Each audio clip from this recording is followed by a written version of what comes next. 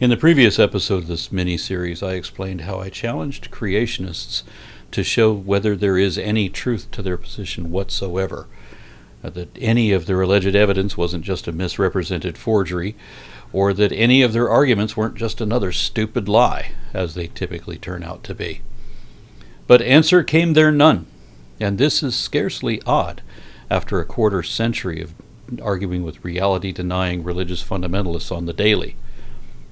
I can't respect creationism because it's not a sincere position. It's something that the faithful are required to pretend, even though it is so obviously not even possibly true. That means they have to lie about it, knowingly, if they debate this at all. I also explained how creationism is a subset of religious perspectives. Christians, Muslims, and Jews are not necessarily scriptural literalists. Consequently, they may or may not be creationists. They might accept evolution as the one and only theory of biodiversity, and they might distinguish the typically atheist position of philosophical naturalism apart from methodological naturalism, also known as the scientific method. In fact, this form of science supporting theistic evolution is, I think, the dominant position among theists, certainly among educated theists. Creationism is actually a fringe form of religious extremism, wherein devotees try to deny evident realities in science in order to make believe in their fables of their favorite fantasy folklore. Don't expect me to put that any more politely, because that was already inappropriately polite as it was. Another way to put it is that creationism means lying to yourself and others and trying to pretend things that we know for certain are not true and did not happen just because some old fable said so. There are lots of old fables, including scriptures from a handful of unfamiliar religions with different gods and versions of God, and some of them are presented as if they were the absolute truth and the revealed word of a one true God that you may have never heard of and don't believe in. All of those scriptures, including yours, are little more than man-made mythology. You can still believe in your God and religion while also accepting the fact that whatever the supposed inspiration, absolutely every single word in every chapter of all of the supposedly sacred scriptures of any religion are just hearsay rehearsals or subsequent interpolations and strategic edits of works originally penned by mere fallible men and then presented as if they were pretending to speak for their various gods, which in many cases, even in the Bible, they were not. If, however, you are determined to believe whatever your assumed authorities say, even when we have proof that they're wrong, then you're a creationist. There was a time when I thought that believers believed whatever they do for rational reasons, because the information, as they knew and understood it, honestly seemed to point that way. And I thought that if I were to correct those mistakes and show them the objective truth that anyone can easily verify to know in a minute that what I said is really true, then they would change their minds accordingly, like I do, and have done whenever I should. While there are a few believers like that, like I am, I was alarmed to find out that many more don't have the same respect for truth that I do. Instead, they are determined to make believe things that are not evidently true nor even possible. They may have started out as sincere believers, but once they get into the creationism versus evolution debate, then they will very quickly realize that they have to make a choice, whether to remain honest or whether to remain creationist, because it will no longer be possible to be both. Way too many people have come to that crossroads and gone the wrong way, realizing that they have to lie because it is not possible to defend creationism honestly. So they learn which lies to tell at what cues in an attempt to defend their faith. For example, anti-evolution apologists used to argue that they accept only microevolution, variation within a single species, but not macroevolution, variation between species at or above the species level, because, they said, no one had ever seen the evolution of a new species, which was the subject of Darwin's book, On the Origin of Species by Means of Natural Selection. But as the decades wore on, from the 19th century into the 21st, religious apologists eventually realized that natural selection has been repeatedly confirmed multiple ways, And that speciation, too, has been directly observed and documented dozens of times, both in the lab and in naturally controlled conditions in the field, even in practical application in agriculture. The internet made it too easy to verify these things. But instead of admitting that the origin of species has been shown to occur, even by means of natural selection, just like Darwin said, the faith of dogmatic believers forbids any admission or correction of such significant error. So instead, they moved the goalposts, trying to redefine what macroevolution has always meant. The Bible's description of created kinds used to be synonymous with the biological species concept, when two animals could and would interbreed to produce fertile offspring after their kind. Creationists have now changed that to mean clades of animals that have evolved into different species from one original common ancestral form that was itself magically conjured by God. Thus, they can't all interbreed with each other anymore, but we'll just ignore that because it doesn't really matter if they're all the same kind. Each of the alleged kinds begins with its own common ancestral form, not an ultimate ancestor of all animals, nor millions of separate species either, but rather an uncertain number of however many hundreds of different creations, because the apologists realize that there are way too many species to all fit on Noah's Ark at the same time, especially when you consider all the fossil fauna we keep finding, which represents 100 times that amount. And they would have to be included too. When you read the Bible, it says that God put it upon himself to bring all these animals to Noah. We can't even blame human error. God's bringing all the animals. That means he's bringing dinosaurs, and so on.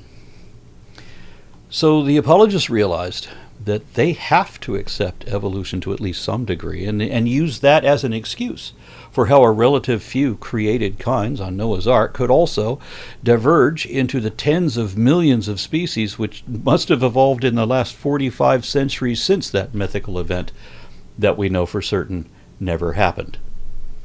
Thus, creationists had to admit that the way new breeds of dogs, for example, are derived by artificial selection is not significantly different from the origin of different species of dogs by natural selection. But merely moving the goalposts did not solve the problem. What about other canids, like the different varieties of foxes? What about fossil forms like the Barophagines and the Hesperocyanins? What about fossil bear dogs and dog bears, illustrating an already evident genetic relationship between dogs and bears? And seals as well, since we have genetic links for that, as well as transitional species for that too. What about myocids, which are like the common ancestors of both the dog kind and the cat kind, as well as a lot of other things in the either side of the genetically interlinked carnivora family tree? They are all clearly the same kind, genetically. And we certainly know that they were not spoken into existence separately, not unless God is deceptive and deliberately designed everything in such a way that he knew would give us the wrong idea. Creationists invented their current notion of created kinds so that they could accept only however much evolution they absolutely had to, while also having an intentionally vague dividing line for where they reject the rest. And sometimes they'll say that the point of division between micro and macro, which they don't use the real definitions, they made up their own because they have to. But they say that where that division is at the genus or family level, ignoring that our own genus, Homo, includes several species and subspecies of humans who are not sapiens, and that all of us are in the taxonomic family of apes. Hominoidea is the ape family, and we are specifically in Hominidae, the great apes. Some people will be confused about what hominid means, but, well, they were always confused. And sometimes they'll say that this point of division can go all the way back to the point of a taxonomic order, again, ignoring that we are in the order of primates.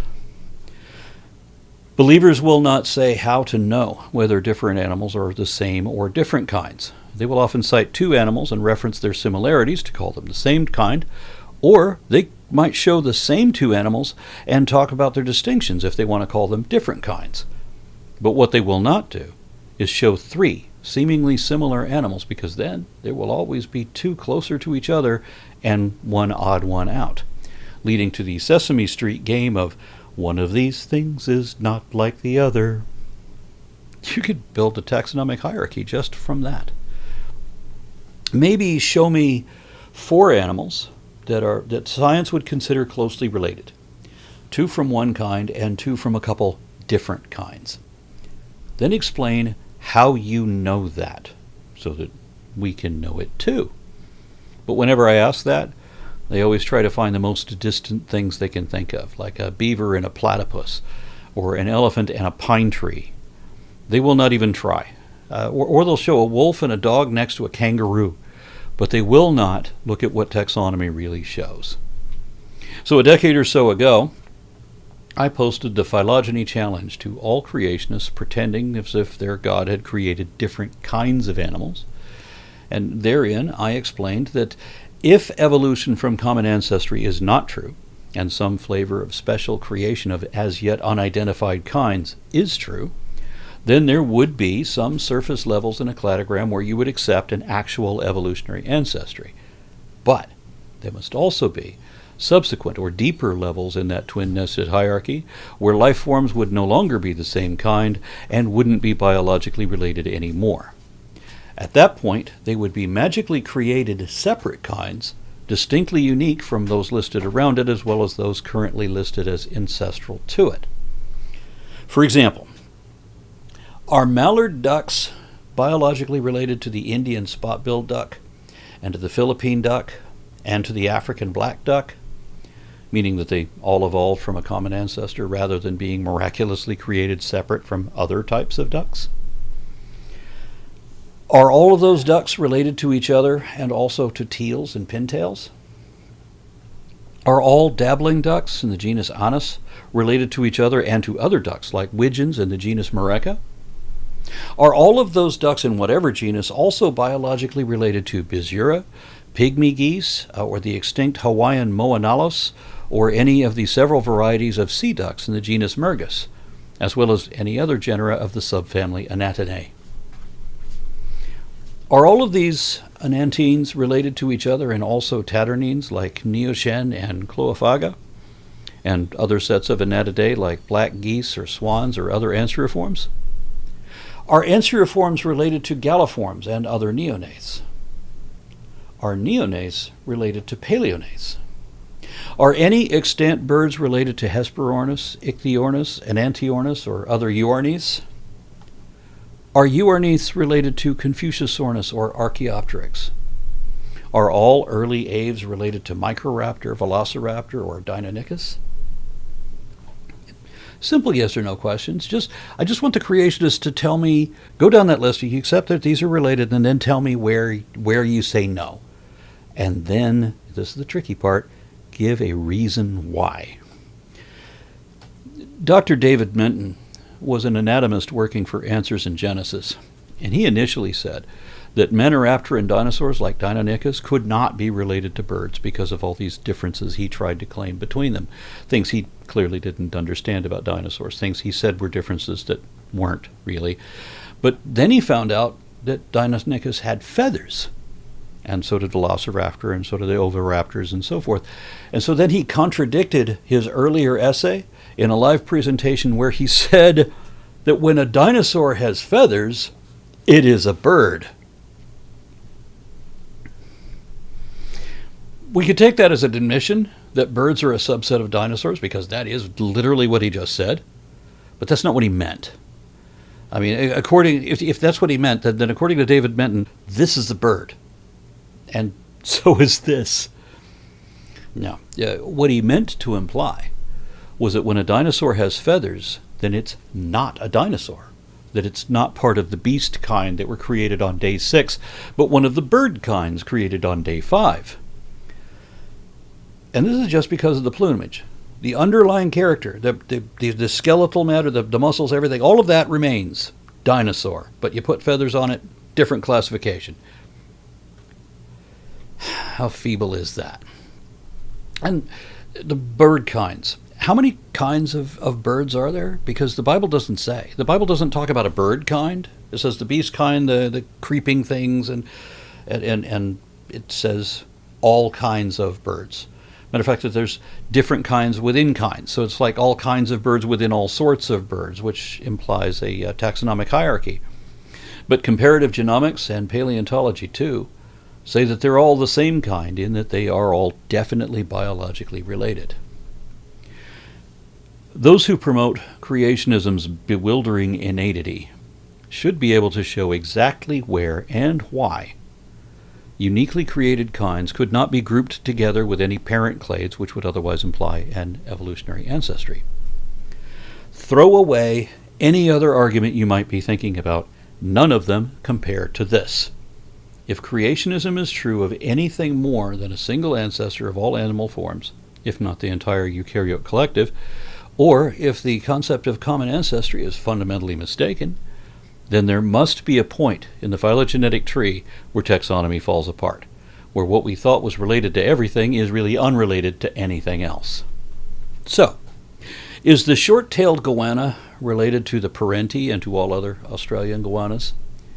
Are all Australian goannas related to each other and also to the African and Indonesian monitors? Are varanids related to other paleoanguomorphs like Shinosaurus or to neoanguomorphs like the Gila monster?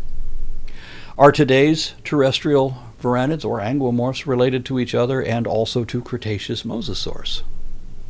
Are anguomorphs related to other squamates like skinkomorphs, geckos, or iguanas?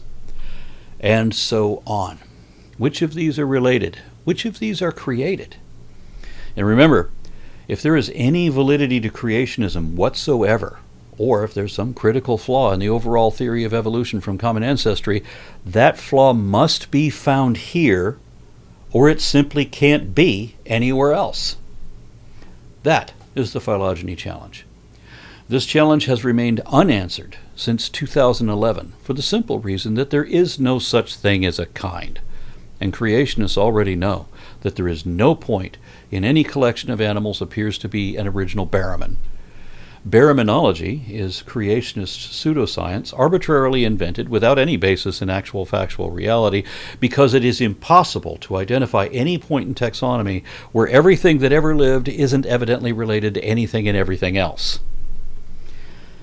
So that's two challenges I made to creationists that they have never met, and I dare say they never will meet either one, though they really should meet both of them. They should answer both of those challenges if their position is going to be considered at all.